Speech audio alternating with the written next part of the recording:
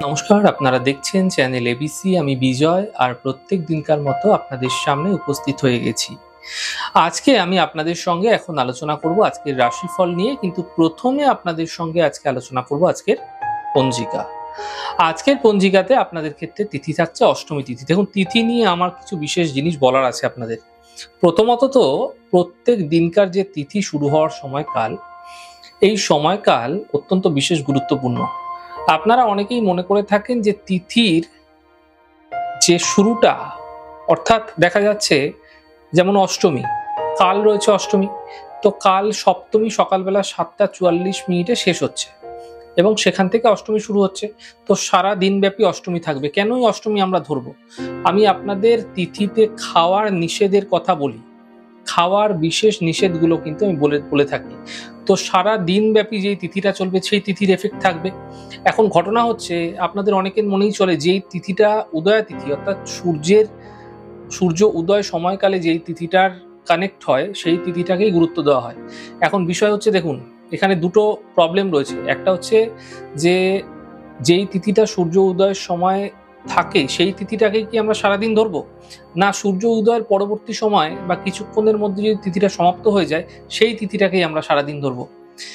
এখন মনে করুন, ধরুন আপনার জন্ম হয়েছে অষ্টমী তিথিতে, অষ্টমী তিথির সকালবেলা 7টার সময় পড়েছে, সূর্য উদয় হয়েছে 6টার সময়, এবং আপনার জন্ম হয়েছে রাত্রেবেলা 9টার সময়, তাহলে সেই সময় অষ্টমী তিথি ছিল। তাহলে আপনি কি অষ্টমী তিথি ধরবেন না আপনি সপ্তমী তিথি ধরবেন? নিশ্চয়ই অষ্টমী ধরবেন। আপনার তিথি অষ্টমী তিথিতে আপনার জন্ম হয়েছে, এটাই তো ধরবেন। পূর্ণিমার ক্ষেত্রেও তাই, অমাবস্যার ক্ষেত্রেও তাই। কিন্তু আপনাদের মাথায় রাখতে হবে, তিথি যখনই উদয়া তিথি হবে তখন মিনিমাম তাকে সূর্য উদয় থেকে 3 ঘন্টা, সূর্য উদয় থেকে 3 ঘন্টা পর্যন্ত যদি সেই সময়কাল না চলে, তাহলে সেই তিথিকে গুরুত্ব, অর্থাৎ 3 ঘন্টা পর্যন্ত, সূর্য উদয় থেকে 3 ঘন্টা পর্যন্ত সেই তিথি যদি না চলে, তাহলে সেই তিথিটাকে ক্রস করে পরবর্তী তিথি সেখান থেকেই শুরু হয়। আমি তাহলে আপনাদের বোঝাতে পারলাম। অনেকেই কমেন্টস করেন, অনেকেই কমেন্টস করেছেন, তো সেই কারণে আমি এই তিথির বিষয়টিকে আপনাদের খোলাসা করলাম। আরো যদি আপনাদের কোনো কোয়েরি থাকে কমেন্ট বক্সে লিখুন, আমি সেই বিষয় নিয়ে কালকে বা অন্যান্য দিন আমি আলোচনা করার চেষ্টা করব। তিথি সম্পর্কে, তিথি সম্পর্কে আরো অনেক বিষয়, একটু জটিলতা রয়েছে, সেই বিষয়গুলো আপনাদের ক্লিয়ার করার চেষ্টা করব। চলুন, আজ রয়েছে অষ্টমী তিথি, সারাদিন চলবে এবং অষ্টমী তিথিতে নারকেলের সেবন নিষিদ্ধ রাখার চেষ্টা করবেন। নক্ষত্র রয়েছে পুষ্যা নক্ষত্র। দেখুন, পুষ্যা নক্ষত্র যখনই আপনাদের ক্ষেত্রে চলবে সেই সময়কালে আপনারা মাথায় রাখবেন যে অশ্বত্থ বৃক্ষ এবং অশ্বত্থ বৃক্ষ পুজোর পাশাপাশি অশ্বত্থ বৃক্ষ রোপণ করতে পারেন, কিন্তু গৃহে নয়, গৃহের বাইরে আপনারা রোপণ করবেন। কেন গৃহের বাইরে রোপণ করবেন? কারণ অশ্বত্থ বৃক্ষ, বট বৃক্ষ এগুলো কিন্তু গৃহে রোপণ করা শুভ নয়। আপনাদের ক্ষেত্রে মাথায় রাখতে হবে যে পুষ্যা নক্ষত্রযুক্ত আজকে যেহেতু রবিবার পড়েছে, তো সেই কারণে আজকের দিনটাকে বলা হয় রবি পুষ্য যোগ। এই দিন যেরকম বৃক্ষরোপণ শুভ এবং তার সঙ্গে সঙ্গে মূল উত্তোলনও কিন্তু শুভ। যে কোনো ধরনের গ্রহমূল বা যে কোনো ধরনের আপনারা তন্ত্রের কোনো উপাচার করছেন, তো সেই সমস্ত ক্ষেত্রে কিন্তু আজকে মূল উত্তোলন শুভ সময় দেখে করতে হবে অবশ্যই। স্থির নক্ষত্রে, স্থির লগ্ন চলাকালীন সেই সময় করতে হবে, তাহলে কিন্তু আপনারা শুভ ফল পেতে দেখতে পাবেন। করণ রয়েছে আজ বণিজ করণ, পক্ষ শুক্লপক্ষ যোগ গণ্ডযোগ এবং দিন থাকবে রবিবার।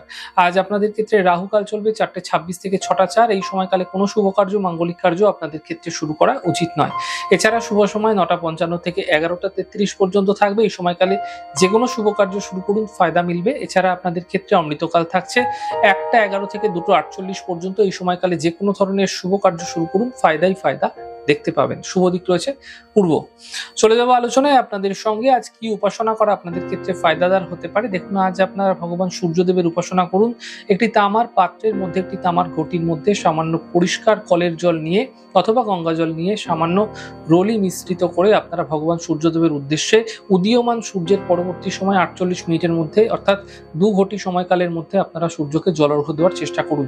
এই প্রক্রিয়ার মাধ্যম দিয়ে সূর্যের শুভ অরা আপনাদের মধ্যে কিন্তু কনভার্ট হতে দেখতে পাবেন এবং শুভ প্রভাব যেগুলি আছে সূর্যের, সেগুলি কিন্তু আপনারা বৃদ্ধি পেতে দেখতে পাবেন আপনার জীবনে। আজকে কুইজের প্রশ্ন থাকছে প্রত্যেক দিনকার মতো। মকর লগ্নের নবম ভাবে মঙ্গল কেতু যদি হস্তা নক্ষত্রে অবস্থান করে থাকে তাহলে কি প্রভাব ফেলে থাকে মানুষের জীবনে? প্রশ্নের উত্তর জানা থাকলে হোয়াটসঅ্যাপ নাম্বারে অবশ্যই প্রশ্নের উত্তর জানাতে পারেন। গতদিনের প্রশ্নের সঠিক উত্তরদাতার নাম তন্ময় ব্যানার্জি। চলে যাবো আলোচনায় আপনাদের সঙ্গে এবার রাশিফলের আলোচনায় প্রত্যেকদিন যেরকম আপনাদের সঙ্গে আলোচনা করে থাকি, আজও একইভাবে একই প্রকারে আপনাদের সঙ্গে আলোচনা করব। রাশিফলের প্রথম রাশি, প্রথমে আপনাদের ক্ষেত্রে মেষ রাশি। দেখুন, স্বাস্থ্যের খেয়াল রাখুন। বড় কোনো সিদ্ধান্ত এই সময়কালে আপনাকে বুঝে নিতে হবে। সম্পত্তি সম্বন্ধীয় বিষয়ে সাবধানতা অবলম্বন করার চেষ্টা করুন। শুভ রং আপনাদের জন্য কমলা, শুভ সংখ্যা 5। বৃষ রাশি, শুভ সূচনা প্রাপ্তি হবে, যাত্রার চোখ তৈরি হতে দেখা যাচ্ছে, ব্যর্থ চিন্তা থেকে বাঁচার চেষ্টা করুন। শুভ রং সাদা, শুভ সংখ্যা 2। মিথুন রাশি, ব্যস্ততা বৃদ্ধি পাবে, আর্থিক ক্ষেত্র শুভ থাকবে, পরিবারের সমস্যা বৃদ্ধি হতে দেখা যেতে পারে, সতর্ক থাকুন। শুভ রং নীল, শুভ সংখ্যা 5। কর্কট রাশি, সামান্য প্রয়াস, সামান্য চেষ্টার মাধ্যমে কিন্তু থেমে থাকা কাজগুলি শেষ হতে দেখতে পাবেন। দাম্পত্য জীবনের সমস্যা মিটতে দেখা যাবে, গুরুত্বপূর্ণ কাজগুলি এই সময়কালে শেষ করতে পারলে শুভ হবে। শুভ রং আকাশী, শুভ সংখ্যা 3। সিংহ রাশি, বিবাদ বিতর্ক থেকে বাঁচার চেষ্টা করুন, চোট আঘাত লাগতে পারে, সাবধানতা অবলম্বন করুন, খরচ নিয়ন্ত্রণে রাখার চেষ্টা করুন। শুভ রং সাদা, শুভ সংখ্যা 5। কন্যা রাশি, অর্থ লাভের প্রবল যোগ আপনাদের ক্ষেত্রে তৈরি হতে দেখা যাচ্ছে, সন্তানের ক্ষেত্রে চিন্তা দূর হবে, সম্পত্তি সম্বন্ধীয় কাজ এই সময়কালে শেষ করার চেষ্টা করুন। শুভ রং গোলাপি, শুভ সংখ্যা 9। তুলা রাশি, আর্থিক প্রাপ্তি হবে, কর্মজীবনে কিছু বিশেষ সাফল্য মিলতে দেখতে পাবেন, যাত্রায় সাবধানতা অবলম্বন করুন। শুভ রং আকাশী, শুভ সংখ্যা 4। বৃশ্চিক রাশি, কাজের বাধা দূর হবে, অর্থ লাভের প্রবল যোগ তৈরি হতে দেখা যাচ্ছে, মা বাবার স্বাস্থ্যের বিশেষ খেয়াল রাখার চেষ্টা করুন আপনারা। শুভ রং সবুজ, শুভ সংখ্যা 2। ধনু রাশি, অফিসে বিবাদ হতে পারে, বুঝে কথা বলুন, স্বাস্থ্যের বিশেষ খেয়াল রাখুন, আপনার পরিকল্পনা গোপন রাখার চেষ্টা করুন আপনি। শুভ রং আকাশী, শুভ সংখ্যা 4। মকর রাশি, শিক্ষা প্রতিযোগিতায় সাফল্য মিলবে, পারিবারিক সমস্যা দূর হবে, সই সাবুতের বিষয়ে যদি কোথাও সইটই করতে হচ্ছে তাহলে এক্ষেত্রে বিশেষ সাবধানতা রাখুন, বুঝে সই সাবুত করুন। শুভ রং নীল, শুভ সংখ্যা 8। কুম্ভ রাশি, কাজে ব্যস্ততা বৃদ্ধি পেতে পারে, অর্থ লাভের যোগ তৈরি হতে দেখা যাচ্ছে, পূজা উপাসনায় সময় দেওয়ার চেষ্টা করুন আপনারা। শুভ রং গোলাপি, শুভ সংখ্যা 2।